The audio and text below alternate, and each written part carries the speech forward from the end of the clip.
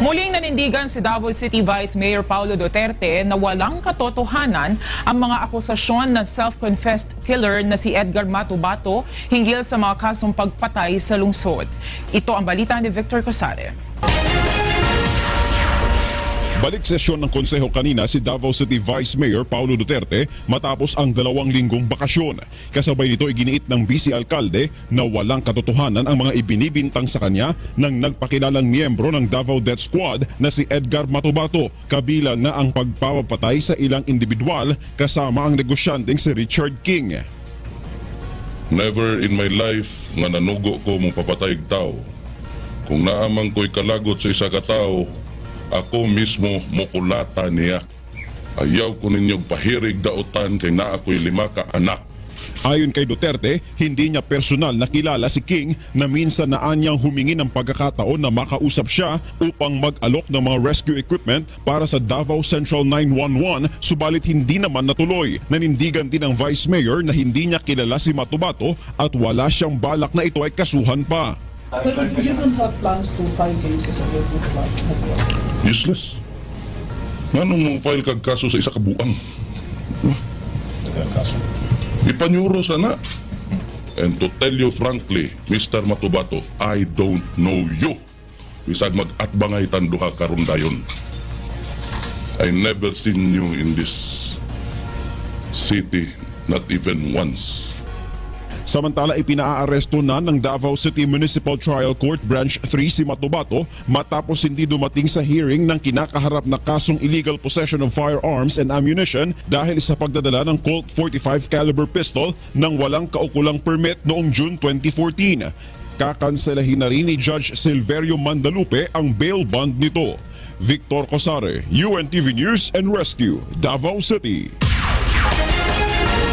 Muling iginiit ni Davao City Vice Mayor Paulo Duterte na sinungaling daw ang nagpakilalang dating miyembro ng umano'y Davao Death Squad na si Edgar Matubato.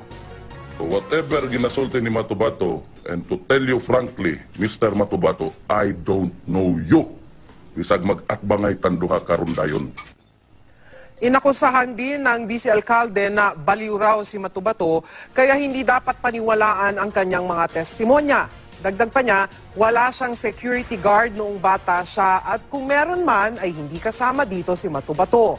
Iginiit din niyang wala siyang kinalaman sa pagkamatay ng negosyanteng si Richard King, taliwas sa mga binitawang pahayag ni Matubato. Never in my life nga nanugo ko mong papatay tao. Kung naamang ko'y kalagot sa isa ka tao, ako mismo mukulata niya, kabalo mo anak mga taga-Davao. Di ko manugo sa ako ang mga problema sa kinabuhi. Initial drug test, Vice. Ano pang gusto niyo talaga para to dispel all? Para mawala lahat ng duda. Actually, request ko nga ang PIDEA if they can do a blood test and hair na test. No? So sinabihan tayo na wala yan dito sa Davao. And nasa Cebu yung blood test, yung hair naman nasa Manila. So kung pupunta akong Cebu, gagawin ko rin yan lahat. Pero mas maganda talaga kung meron tayo yan dito sa Davao. Para lahat malaman natin kung ano talaga. Kasi sabi nila yung sa hair, hindi talaga mawawala yung ano ng drugs. So I'm planning to do that soon pag nakapunta na Manila. So far, you're satisfied with the initial results of data? Oo naman, lahat nag-negative. No? Happy ako na walang positive, of course. Siyempre, masaya tayo dyan na ang City Council ninyo dito sa Davao is clean. The next question would be, how often would you do this? Actually, nasa house rules namin na mandatory pala talaga yan. No? So, plano namin, siguro every year. Gawin na to every year. Na gawin ng habit na lahat magpa-drug test every time na kung mag-set ng schedule, I am going to look at the schedule kung kailan dapat din gagawin. So gawin na natin every year. At kung may mga duda kayo, you can tell us anytime. Papadrug test natin yung person na pinagdududahan ninyo. Lalo na ako. Anytime. Tuwing tatanungin kayo kay Vice Mayor Paulo, tinanong kayo kanina ni Senator Trillanes, ang sagot nyo parating may parang nakadroga, parang gumagamit. Anong ibig nyo sabihin pong parang? Do you know for a fact na gumagamit o hindi? Gumagamit talaga, sir, yun si Paulo. Sir. Paano nyo po nasabi yun, sir? Kasi sabog yan, parang sabog. Pumupunta sa amin kung may kagalit. So, Umuutos rin yung pinapapatay niya, sir. sige sir, himayin ko muna ha. So sabi mo, parang gumagamit kasi nakikita mong sabog. Okay, so hindi mo nakita siya na umithit o nagluto ng shabu. Hindi mo nakita yon. Hindi naman siya, sir, gumagamit naman lang yan. Hindi yan nagbibinta, hindi yan Yes sir, pero pag gumamit ka, kailangan mong there is a means to use it, di ba? So kung marijuana yon, hititin mo yon. Kung cocaine yon, sa ilong. Di ba? Kung shabu yon, lulutuin mo. Nakita mo ba si Vice sa kahit anong paraan na gano'n ang ginawa? Hindi. Ako, sir, hindi man ako nagsusunod-sunod sa kanya, sir. Hindi ko nakikita Oh, yan. hindi mo nakikita. Okay, let's establish that, ha? So the witness established and testified he has no personal knowledge at hindi niya nakita na gumagamit ng droga. Ang sinasabi mo, mukhang durog. Okay, mukhang sabog. Ano ang mukhang sabog? Kasi, sir, malalaman mo yan sa mukha sa tao. Paano nga, sir? Pag nagkasyabo ang tao, may habit dyan, sir. Mayroong nagaganyan-ganyan, mayroong nadidila-dila. Yan talaga, sir. Sir, yung gaganyan-ganyan, Duterte yan, parati nakaganyan, eh. So, ang ibig sabihin, gumagamit si Presidente Duterte? Hindi naman. Hindi naman, sir. Hindi linawin natin, sir, kasi there can be bad impressions. Ako, sir, sabihin ko sa iyo, for the last 2 weeks, at hindi pa ako pumunta ng doktor, pag nag-basketball ako or nag-dumbbell sa gabi, no isang gabi, ang galauna kami ng umaga naglaro ng mga kongresista at ni Secretary Bongo, pagising ko sa umaga, pulang-pula mata ko. Lahat dito. Kala ko may sore eyes, pero pumasok pa rin ako. So, ibig sabihin, sir, pag nakita mo ako, tingin mo mukhang sabog si Senator Cayetano. Ang tama ng shabu, sir, nakikita ko talaga, hindi pula ang mata. Malinaw ang mata. Basta natatama ng shabu, sir. Hindi pula. Dahil hindi katulad ng marijuana, na pula talaga ang So, mata. in other words, sir, ang sinasabi mo, yung iyong testimonya na gumagamit si Vice Mayor Paulo ay base lang sa iyong perception na mukha siyang gumagamit. Hindi naman, sir, kay marami nung nagsasabi.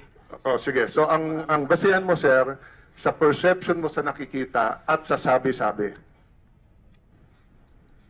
Opo, sir. Okay.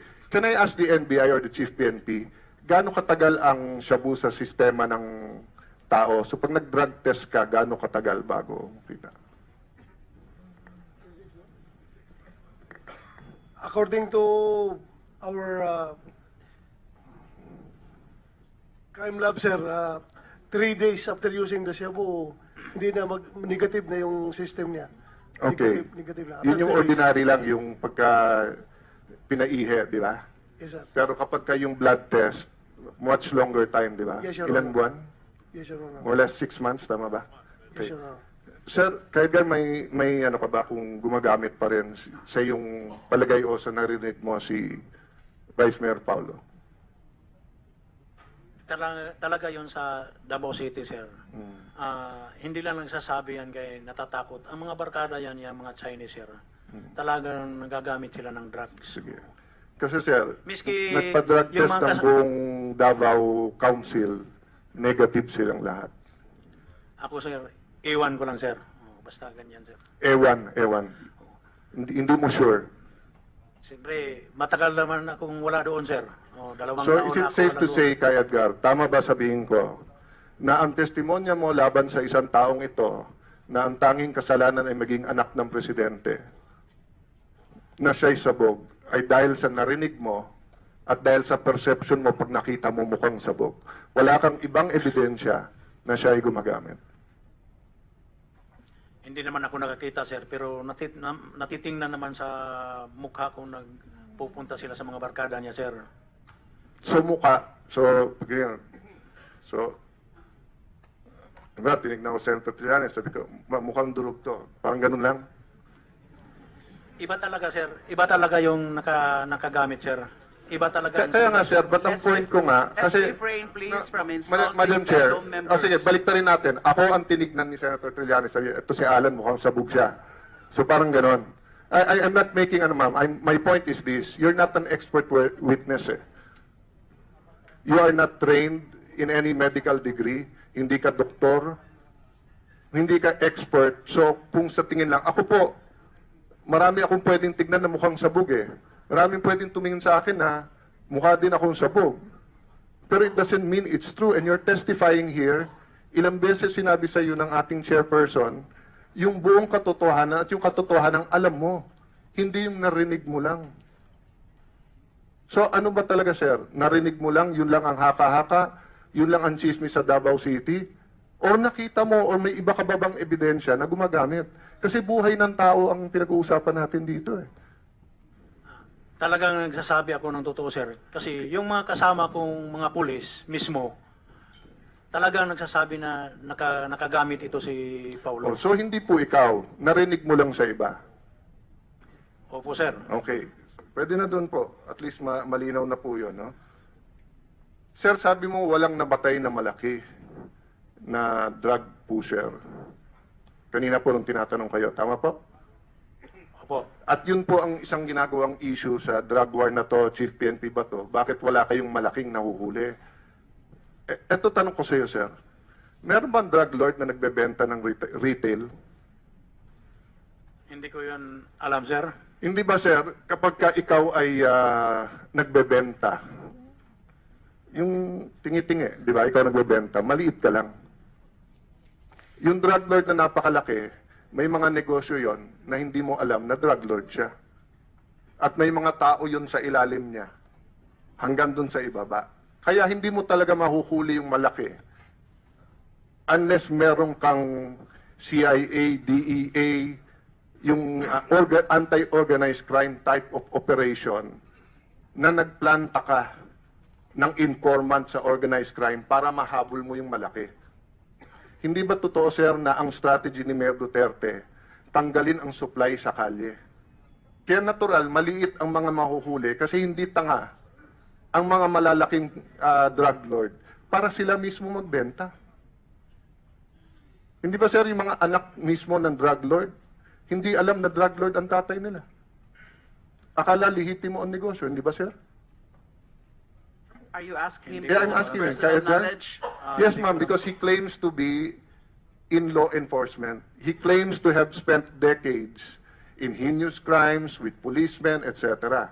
But when he was asked bakit walang malaking nahuhuli, he is repeating the most often line used in the media here, na Duterte is after small fish, but hindi mahuli yung big fish. So I want to show... Kaya mo pong sagutin. So ano po yung tanong uli? Hindi ba totoo na ang mga drug lords, hindi mo talaga mahuhuli sa kalye na nagbebenta? Hindi ko yan alam, sir. Hindi ko yan alam. Sir, hindi ba nasa law enforcement ka? Nasama ako, sir, pero hindi ko alam Hindi ba yung nanguhuli kayo, sir? Hindi ba nanguhuli kayo, sir? Nanguhuli kami, sir. Kasagaran yung nanguhuli Anyway, kami. Madam Chair, I maliliit think lang. I made my point there. Let's wrap up. You have consumed more than 15 minutes, the extended time granted to you, Senator Alan. Okay, Madam Chair, I will yield at this point in time. Having said that, Madam Chair, I reserve the right to continue asking questions, especially on the credibility and background of this witness. But may I also mention, Madam Chair, with no offense to you personally, but it is the responsibility of each chair in each committee to vet, tignan muna yung witness bago dalhin dito. Kasi kung hindi, kahit sino na lang, may mahanap ka talaga eh. Hanap tayo na magsisinungaling kay Chief PNP Bato. Madam Chair, this is just a manifestation. Senator Alan, I'm sorry. You have been abusing the time allotted to you. It is unparliamentary for a member of the Senate to be imputing certain ill motive on the part of the Madam chair Chair, or on the part if of you the allow me to finish. standing committee. It is Yes. unparliamentary. You have been doing that. You have been insinuating things indicative of bad faith, ill motive on the part of the standing committee, including the chair. I'm not going to further allow that. I'm sorry. Okay, Madam Chair. First of all, I'm not abusing my time. I'm using my time. Secondly, Madam Chair, there are two theories here. First theory is that he is telling the truth and the President has done this. The second theory is this is a conspiracy of a political party in this Calling country. you out of order now. And I am allowed to I'm pursue calling you that out jury, of Madam order Chair. now So with all because due respect, you are I will stop there, but I am not out of order, imputing Madam bad Chair. faith, ill motive on No, the Madam part Chair. of the standing committee, I am on the testing my part theory. of the chair. I'm testing my What jury, we Madam have Chair. is a witness who volunteered to tell what he knows. And now to go beyond that, Well then, and Madam say Chair, you're that not there is some qualified to sort become of a chair conspiracy. because you already made a conclusion na totoo You sinasabi are niya. called, As you chair, are, Madam you Chair, are out of order. as chair, Madam Chair, you have to be neutral. That is the May rule. we request the Sergeant at Arms, please, to try to restrain Senator I will Allen? Thank you. Thank you.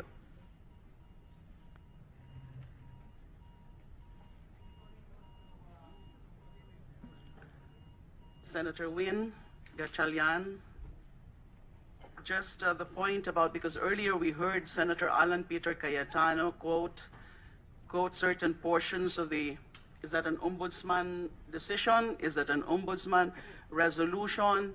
And saying that even the Commission on Human Rights had confirmed that there is no such thing as DDS kasi chismis nga daw po yun. Now my attention was called to the fact that in the report of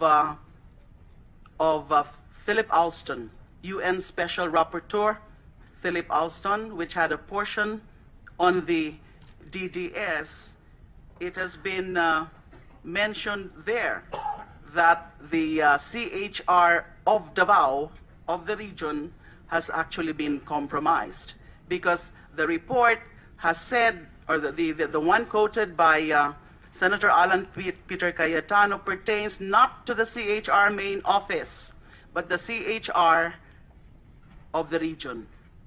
And there has been a observation by UN Special Rapporteur Philip Alston that it appears that the local CHR has been compromised. Just for the record, please, because it is as if it's being alluded to the CHR as an institution, that there is such a conclusion that the DDS does not exist. Madam Chair, For the record. may I also put on the record? Yes, just In put the on same, the record, in the but same 1 manner. minute, please, Yes, 1 ma'am. minute. I will not argue, Madam Chair, but on the record, this is an investigation by the Ombudsman quoting the regional director. In the same manner, the CHR Commission did not reverse or did not tell the Ombudsman that there is in fact a DDS.